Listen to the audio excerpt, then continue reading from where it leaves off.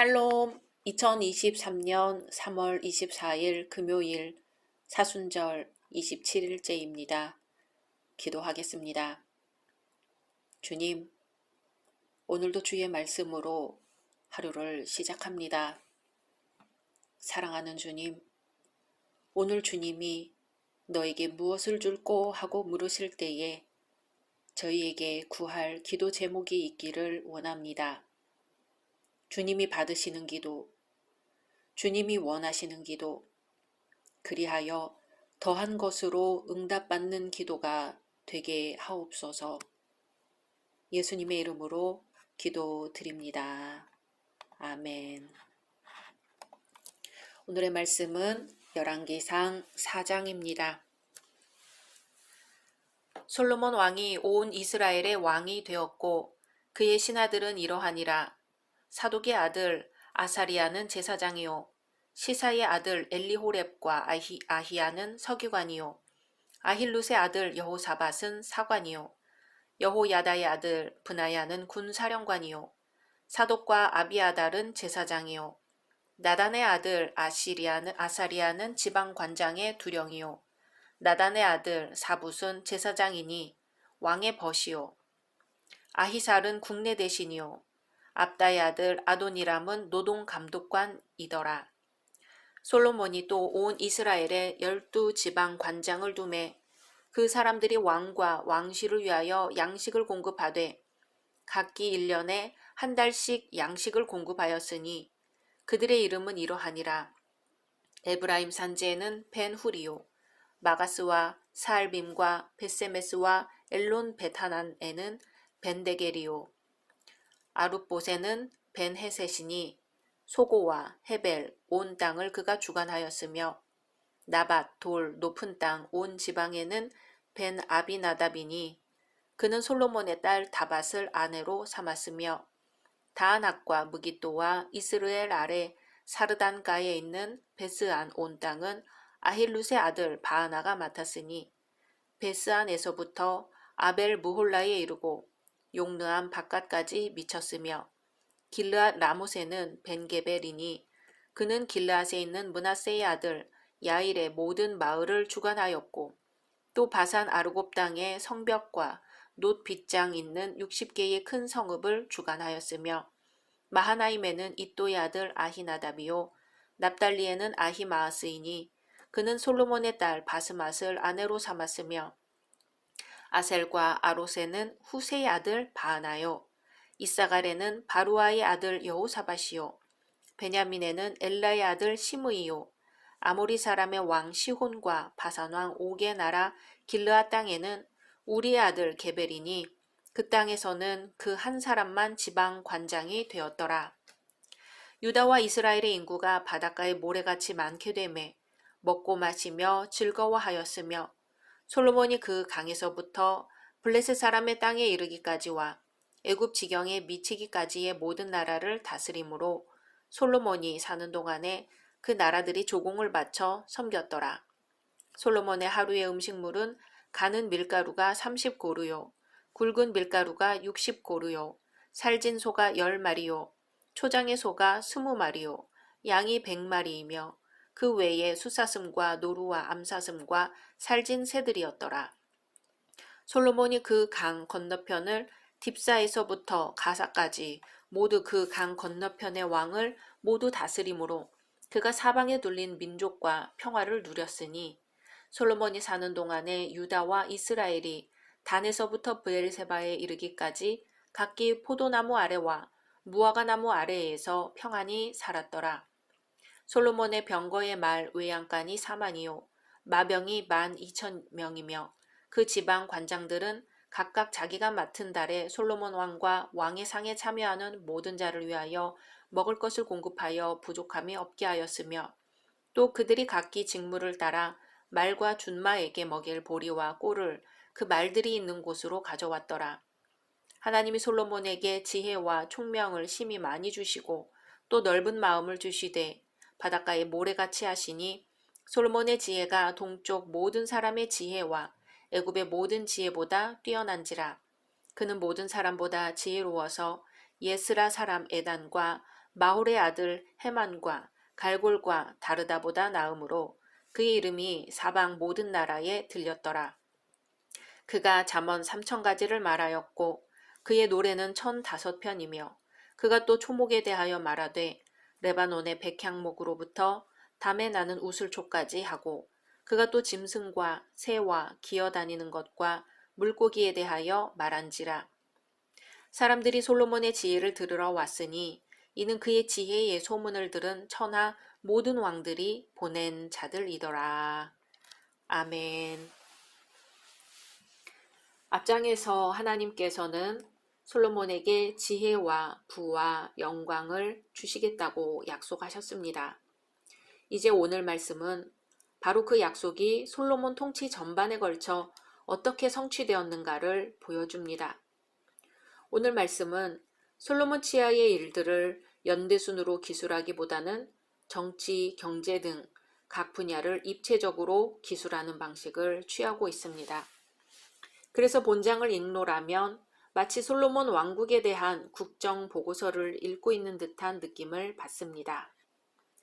먼저 1절에서 6절은 다윗을 이어 이스라엘의 왕위에 오른 솔로몬이 새롭게 내각을 구성한 데 대한 기록입니다. 솔로몬 내각은 다윗 내각과 비교해 몇 가지 두드러진 특징을 지닙니다. 첫째, 다윗의 내각에서 볼 수 있던 그렛과 블렛군이 해체된 대신 관리장과 국내 대신 등이 신설된 점입니다. 이는 곧 나라의 살림살이 규모가 그만큼 커졌다는 증거로서 다윗에 비해 솔로몬의 통치력이 더 신장되었음을 뜻합니다. 둘째, 사관, 제사장, 감역관의 연임은 물론 기타 다른 부서에 새로운 인물을 등용하였다는 점입니다. 이것은 곧 솔로몬이 새 시대에 부응하는 새로운 내각을 구성함은 물론 적재적소에 기용하기 위한 방책이었다고 할 수 있습니다. 오늘날 정권을 잡기만 하면 자기 측근들로만 조각을 단행하여 유능한 인재를 매장시키는 것과는 달리 솔로몬은 옛 신하와 새로운 신하를 적절히 안배하여 행정 능률의 극대화를 꾀하였던 것입니다. 마지막으로 다윗의 내각에서는 군대 장관이 가장 먼저 소개된 데 반하여 솔로몬 내각에서는 제사장과 행정관이 제일 먼저 소개되고 있다는 점입니다. 이것은 곧 지금껏 군사력 위주로 추진되어 왔던 정책이 솔로몬 등극 이후 평화와 안녕 우선의 정책으로 전환되었음을 의미합니다. 결론적으로 우리는 솔로몬 왕국이 공의와 사랑, 평화와 번영이 넘쳐난 왕국이었음을 발견하게 됩니다. 솔로몬 왕국은 가히 예수 그리스도로 말미암아 완성될 영원한 메시아 왕국을 예표한다고 볼 수 있습니다.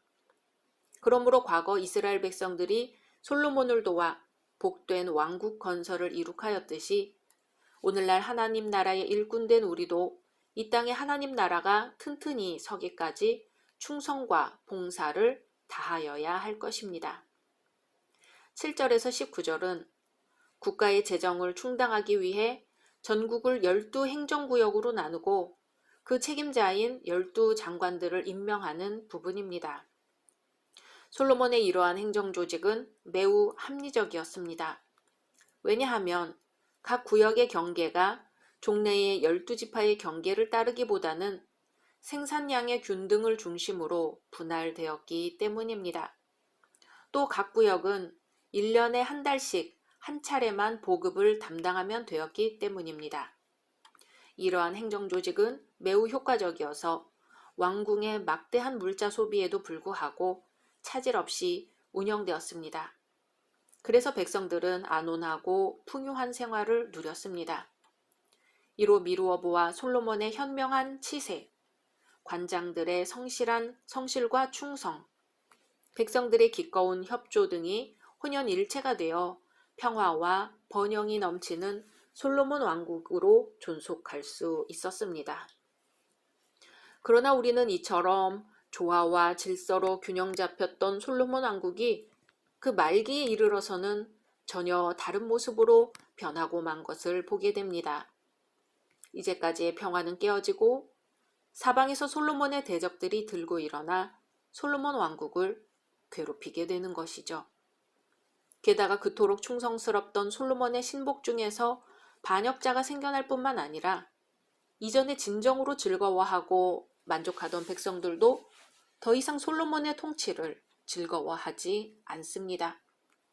이것은 참으로 놀라울 정도의 변질이요, 전락이 아닐 수 없습니다. 그러면 솔로몬 왕국의 이 같은 전락의 원인은 무엇일까요? 이에 대해서는 여러 가지로 말할 수 있겠으나 성경은 그 본질적인 원인을 명쾌하게 한 가지로 잘라 말합니다. 그것은 곧 솔로몬이 마음을 돌이켜 이스라엘 하나님 여호와를 떠났기 때문입니다. 어떤 나무가 비록 꽃을 많이 달고 잎과 가지가 무성하여도 만일 뿌리가 썩고 있다면 그 화려함은 곧 없어질 순간적인 것에 불과합니다. 나무의 참 본성은 꽃과 열매가 아니라 그 뿌리에 달려있는 것이죠. 하나님과의 관계가 단절되어 있다면 그 사람의 생활이 제 아무리 풍요와 번영 그리고 지식으로 넘친다 해도 그것은 공허한 것일 뿐입니다.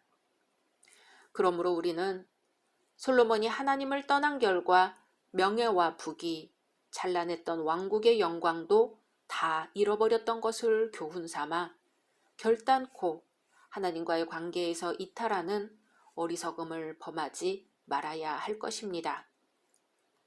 20절에서 28절은 솔로몬 왕조의 영광과 번영을 소개하고 있는 부분입니다.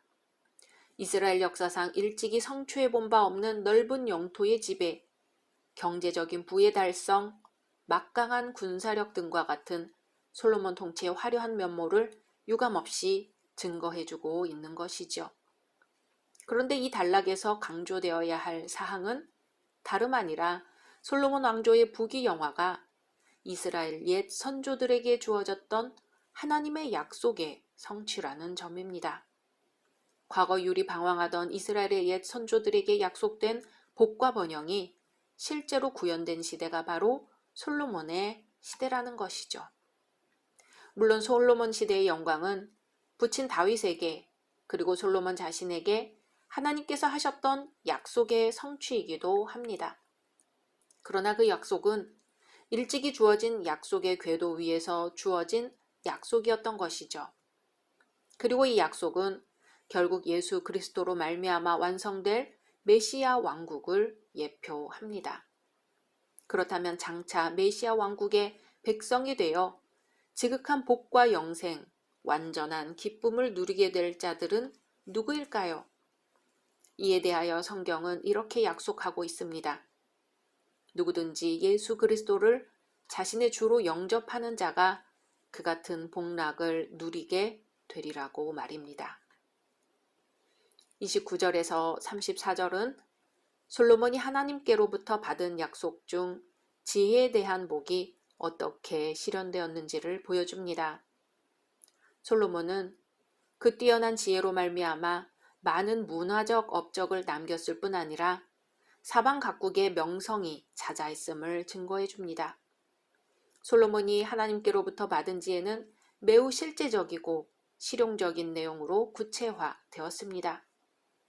인간의 실제적인 생활에 대한 안내서인 잠언저작, 시와 음악에서의 재능, 식물과 동물에 대한 자연과학적 지식 등으로 솔로몬의 지혜는 그 구체적 형태를 나타내었습니다.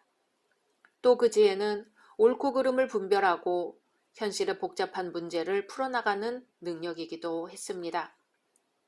우리는 여기서 가장 실제적인 능력은 가장 온전한 영적 상태에서 나온다는 진리를 다시금 깨달을 수 있습니다. 즉 지극한 헌신으로 자신을 들여 하나님께로부터 받은 지혜는 실생활에서 필요한 실제적인 능력으로 발휘되고 있는 것이죠.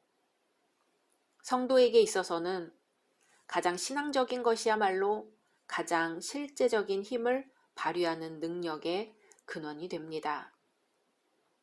그런데도 가끔 이상한 논리가 성도들 사이에서 통용되기도 합니다. 곧 신앙생활과 일상생활을 분리하여 제각기 다른 논리가 각 영역을 다스리게끔 하는 것이죠. 소위 신앙적인 것은 교회 안에서만 통용되는 것으로 생각하고 일상의 현실에서는 전혀 무관한 것으로 치부하는 태도가 바로 그것입니다. 그러나 신앙은 성도의 생활에서 한 부분에 불과한 것이 아닙니다.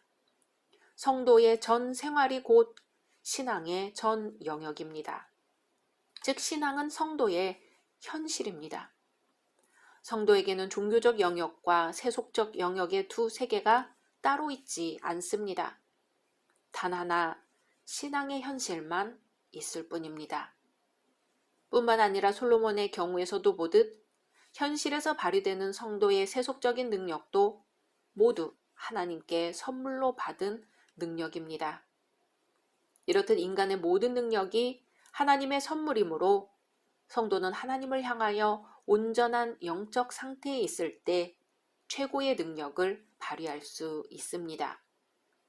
그러므로 우리가 참된 지혜자, 참된 능력자가 되기 위해서는 자신의 전 인격과 삶이 온전히 하나님께 붙들린 바 되어야 할 것입니다. 여기 솔로몬의 영광과는 비교도 할 수 없는 지혜가 있습니다. 고린도전서 1장 24절은 증거합니다. 오직 부르심을 받은 자들에게 그리스도는 하나님의 능력이요 하나님의 지혜니라. 아멘.